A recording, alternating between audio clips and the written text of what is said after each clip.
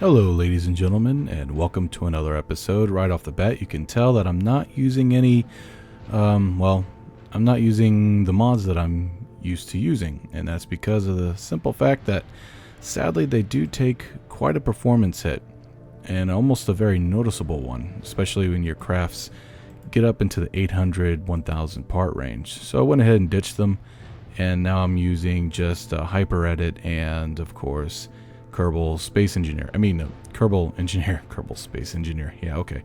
Now, in my last video, I talked about something real serious about the channel and how I don't have a whole lot of time and, not a whole lot of energy and stuff of this nature to continue some of my well-known series and stuff. I really do apologize, everyone. One of these days, Duna 1 is going to get back on its feet, and perhaps with even better content, and other things are going to get back on their feet. But it's right now stuff like this that I'm doing now, these quick videos. Now, it's not going to be quick. It's probably going to be maybe about 15-20 minutes, this video. I'm not sure after editing and whatnot, but for me, putting it together, being able to put it together within a day, start first thing, it's like almost, about 9:30 in the morning right now.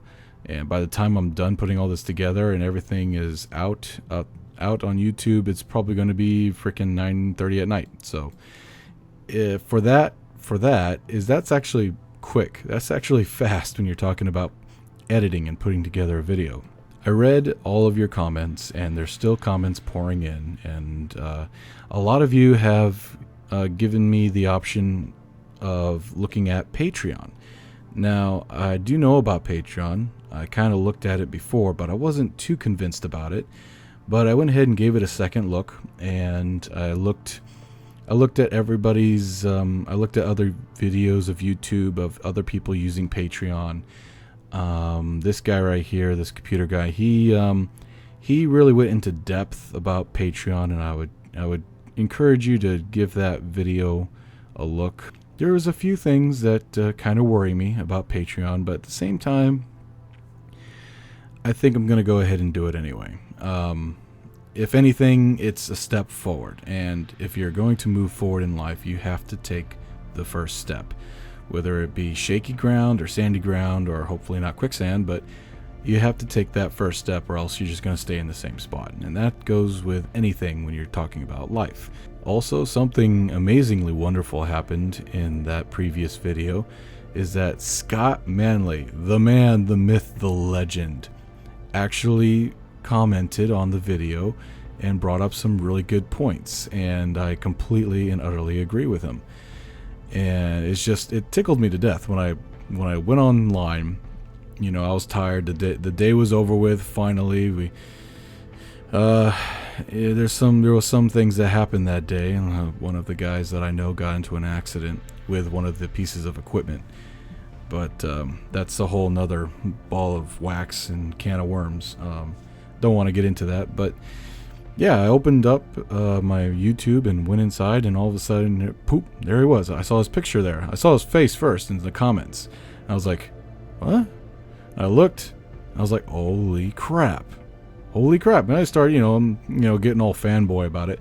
Because, Scott Manley was one of the first guys that helped me as a player to understand orbital mechanics and how to build simple things and rockets, and basically grasping all the things about KSP. And it just tickled me to death. I had a big smile on my face for the longest time, and I was really trying to think about what I should reply. I didn't want to sound stupid or anything of that nature, but yeah, big honor, big honor for him to actually watch the video and then think about something to reply and comment. So very large honor. And Scott, if you're watching this, thank you so much. That was a real, that really helped, and that was a real treat, especially after the day I had. So thank you. Okay, so moving on.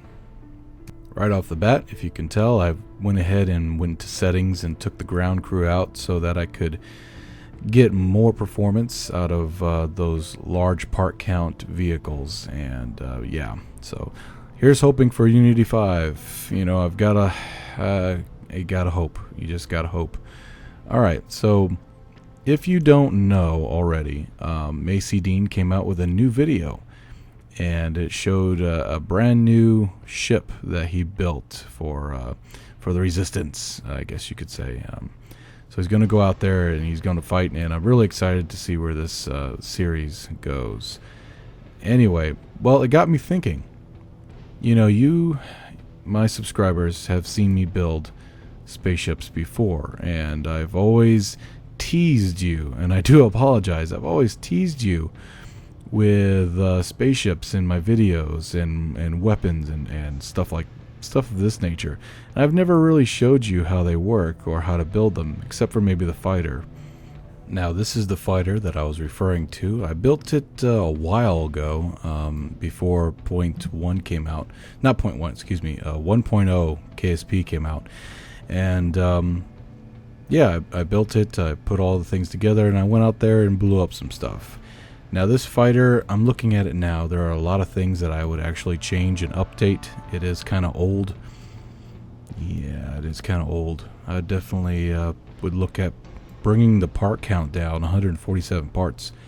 But most of that is due to the weapons. Weapons can become very, not complicated, but very, oh, what's the word I'm looking for? I forget. But a lot of part count is due to the actual weapons themselves. If I was to take these off, notice it dropped down to like 75. Now, when I build crafts to fight in military warships or military tanks, I build them to fight as if they were fighting against another player in like a type of multiplayer arena of some kind. Be able to move, heavy armor, be able to fire easily and always hit the target, or at least semi hit the target, or ram, or things of this nature. Because you have to remember that when you're fighting, you're not going to just sit there and let somebody fire at you and shoot at you and blow you up and stuff of this nature. It's not a turn-based combat when you're talking about actual warfare or actual battles. Also, these missiles are kind of pathetic, and I need to go ahead and build better ones, because yeah, it's just, yeah, they're stupid. Now, I've gone ahead and I've looked at other YouTubers, and I've seen their types of warships that they build and the different types of weapons that they put together and how they think fighting should be in space or on the ground or in the air.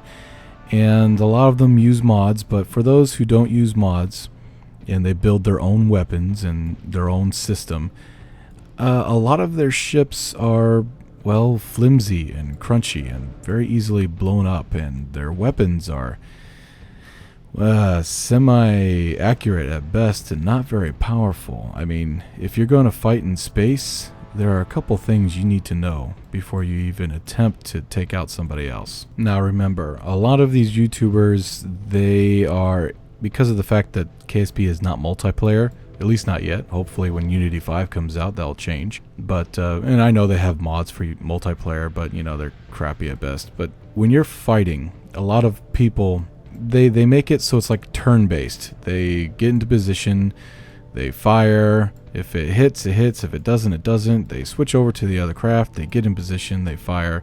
Very, very turn-based. And I understand that because of the fact that, hey, it's one player versus himself, so it's not like, you know, you can actually dogfight or whatever the case may be. But when I design crafts, I always think about what would the other person do. You know, he's not going to sit there and let you shoot at him. He's going to fire back. He's going to move out of the way. And on top of that, when it comes to actual fighting, whether it be on the ground or in the air or in space, there are some things that you have to realize about combat tactics. Now, real quick, I've noticed that it says command modules are facing the wrong way. And if I just lay my mouse over this, it highlights what it's talking about. And as you can see, that's just because it's confused as to what I'm actually making these look like. More like radar dishes or whatever the case may be. I'm not using them to actually fly the thing. Now, the reason why I'm bringing this up now is because I've seen too many YouTubers build vessels that require you to fire once you have a line of sight. It requires a line of sight to be able to fire. All of their weapons are either like solid fuel boosters, or they're tiny little missiles with very basic controls. And the enemy has to literally be like right in front of them before they even engage them. Well, if this was a multiplayer game, which it could possibly be in the future, I can't stress that enough, somebody who has this kind of tactic where they have to get up close and personal and shoot at the guy is going to lose to someone who understands and knows combat tactics such as first look, first shot, first kill. And that is because of the simple fact that this is the scenario that's going to play out. They're going to, oh, okay, I'm going to blow up that guy, that little light right there or whatever. And it says that he's like, oh, I don't know, 50k out, or he can't even see him yet. He looks on his Kerbal map, and he sees that he's about 100 or so kilometers away. Okay, well, I'm just going to burn over to him, and when I get into line of sight, I'm gonna let him have it with all my missiles in his face. Yeah, I'm going to win. I'm going to kick some butt. And all of a sudden, they see that target split into two. And one says probe, and the other one says ship, or whatever. And that probe starts getting closer and closer and closer and closer and closer until slam at 500 meters per second. And their ship just tumbles out of control and stuff starts falling out of the sides. And hopefully it's armored, or else it won't probably survive the first shot. But, you know, it's pretty much really good hit, and systems are flying all over the place. And they go, what's happening? What's going on? Why? It's because the other guy knows combat tactics such as first look, first shot, first kill. He has missiles that's able to tag your ass at 75, 100 kilometers away before you even get near him. Ladies and gentlemen, dogfighting is very rare nowadays. Even in real life, dogfighting is very, very rare. Things like modern day jet fighters, they fire a missile that travels for miles and hits its target before the target even sees him. And this is where countermeasures comes in. Now, the reason why I don't download the mod for weapons and stuff of this nature is because of the simple fact that I like building my own weapons. And also, I try to keep this channel as stock as possible. Now, it'd be cool, you know, to go ahead and let's say they start adding weapons on here. I don't know why they would. This is more of an exploration type of game. But if they ever started adding weapons and whatnot, yeah, sure, we could use them, or, you know, whatever. But if people, it's too easy. I think it's too easy. When you have weapons that you download from a mod, and you put it on, yeah, it's great fun. Don't get me wrong. It's great fun. But it becomes too easy. You can shoot, you just put the missile on the side, you fire, and you watch it and it blows up. Yay. But there's something about building your own weapon. There's something about it. You know, you can call it Dragon Tooth Mark 1, and then you find a better way to make the weapon even more accurate or more lethal, and it goes to Mark 2, Mark 3, Mark 4, Mark 5, and it's like a history behind the weapon that you built, you know. It's yours. You made it. It's yours. There's really no other way I can describe it. The sense of accomplishment. Countermeasures for stock right now is pretty much very, very basic, very limited in what you can do with stock. But there are a few things like these right here. These can actually be a type of decoy. If you go ahead and you click on your ship and you name it probe something rather, and you start putting out these decoys that pop off and they float into space all by themselves. When a missile from another enemy target starts coming your way, suddenly there's a whole bunch of, it's like a cloud of different potential targets that they have to lock onto, and only one of them is actually you. So it's a type of decoy system, and hopefully they don't start hauling ass over to a target that's a simple decoy, because by the time that you actually pop up in the frame, you could be way over here, and then they're coming in and trying to hit this target, but it's a decoy, and then they see you, and it's a little too late to turn around, because then they kind of just fly on by and they're out of gas, you know. It's one of those things. So decoys are one of the countermeasures that you can build with stock, And there's also another one, and it's a type of anti-missile missile of a sorts. But we'll get into that later. Now, if your countermeasures fail, then the last resort is, of course, your armor. I'm going to use this little guy as an example. Armor is more complicated than slapping on a piece of metal on the side of your ship, tank, or whatever. It's much more complicated than that. You have to understand how the actual physics works in current KSP. Now, I'm not going to sit here and tell you that I'm an expert on how physics works in reality or even in KSP, but what I can tell you are the things that I've observed from actually testing out weapons at very high speeds and velocities against different types of armor configurations. When it comes to armor, you want armor that deflects the impact. It doesn't absorb it, it deflects it. This is true also in real life. The best type of armor for that is, of course, slanted armor. Now, to enhance your slanted armor, you want to go ahead and you want to put something on top of it, some sort of sacrificial part, whether it be a decoupler, a wing, a gas tank, something to absorb the initial impact so that by the time the weapon actually hits the armor itself, it's slowed down a whole lot and it does less damage. This concept has been around for a while. One of the people, however, that actually does very, very unique type of tutorials for this type of concept is, of course, KSP Maniac. You can go ahead and check out his channel. There'll be a description down below or a link for you. But he has a type of very few techniques on how to make this more effective in different ways. But the actual idea of making a sacrificial part is relatively old. It's been around for a while. And of course, to enhance this even further is not only to make slanted armor and then put a sacrificial part on top of it, but also to put another type of armor on top of it, kind of layering it. Kind of like dragon scales. In a sense, it's like scales, sort of. Metal scales, yeah. But that's another good way to enhance the already enhanced slanted armor. Now, the only problem with adding more parts to an already high part count craft is, of course, a performance hit. So while your armor can do pretty well without this extra enhancement, it all depends on, if you want a real leggy combat or if you want smooth combat. Now, fighters, are they actually worthwhile in a stock KSP type of battle kind of scenario? Yes and no. If you're talking about aerial fighters, like this little jet here with the tiny little missiles that are kind of experimental and tend to fly off to the left all the damn time,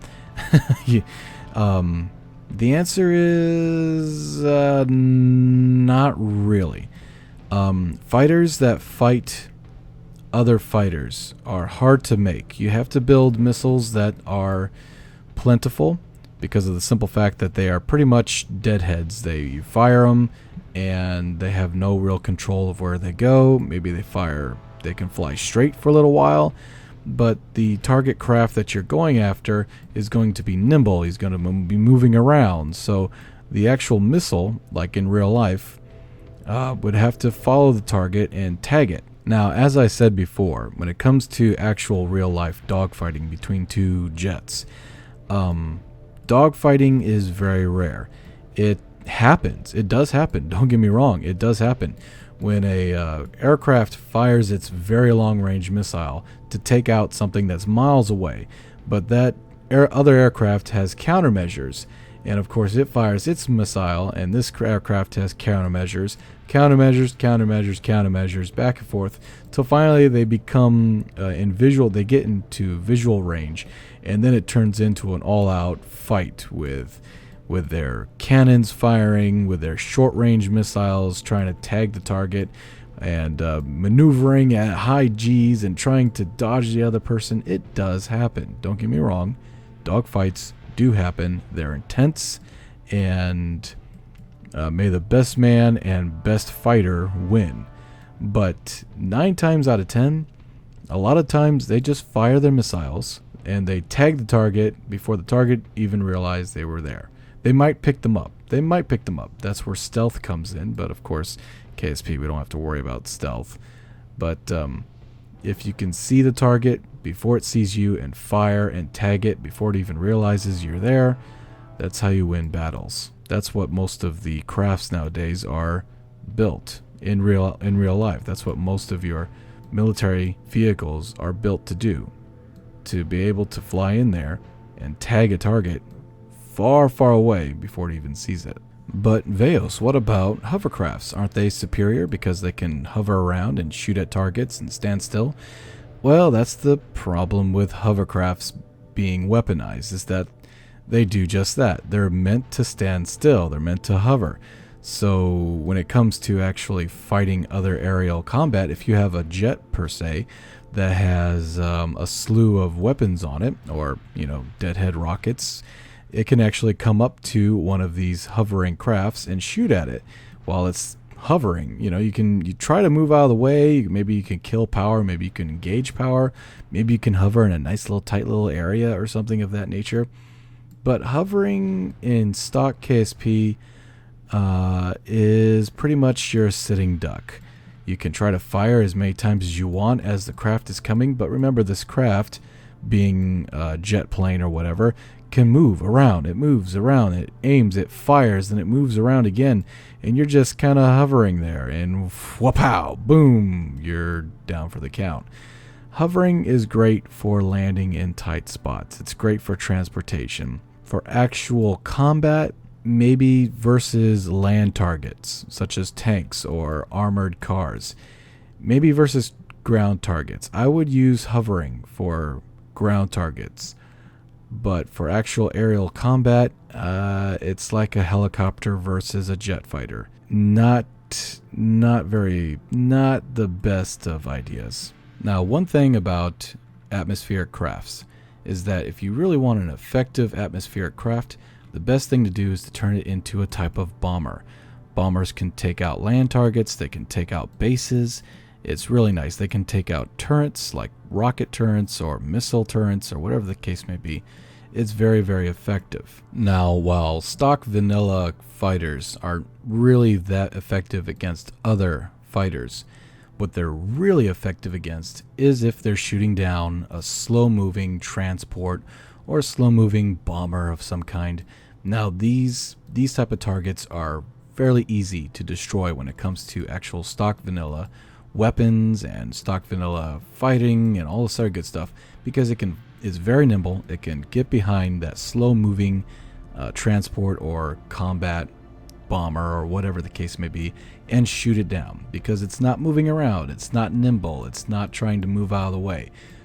Well, it's probably trying to move out of the way, but compared to a nimble little fighter, it's not going to get very far before this thing destroys its wing or takes out its engine or something of that nature. Now this is when the fighter really starts to shine when it comes to stock vanilla KSP. Now when it comes to space fighters are very, very useful. For one, they are very nimble. They can move around. They can dodge incoming fire. So if you have a carrier and you launch a couple of these coming at a target that's 100 kilometers away, and it tries to launch a missile to try to tag you at about 100 kilometers out, before it reaches you, you can go ahead and dive real hard and dodge it, or something of this nature. Your capability of reaching the enemy target before it's able to shoot you down is very high because you're small and you're nimble.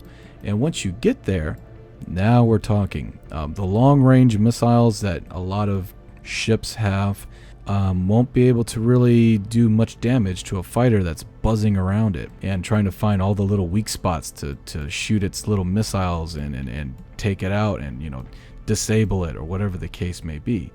In this case, the opposing ship that this fighter is going after would either have to have fighters to counteract it or a type of drone to try to counteract it.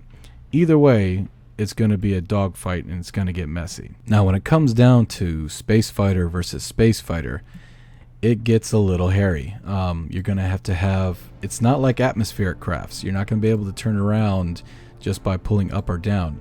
Because you're in space, you're going to have to use the I, J, K, L, and HN keys for like docking maneuvers. Being able to move out of the way, you're going to have a lot of thrusters on the craft. I use the Vernor because it's very strong, very powerful. In order to move out of the way of incoming fire, it's tricky.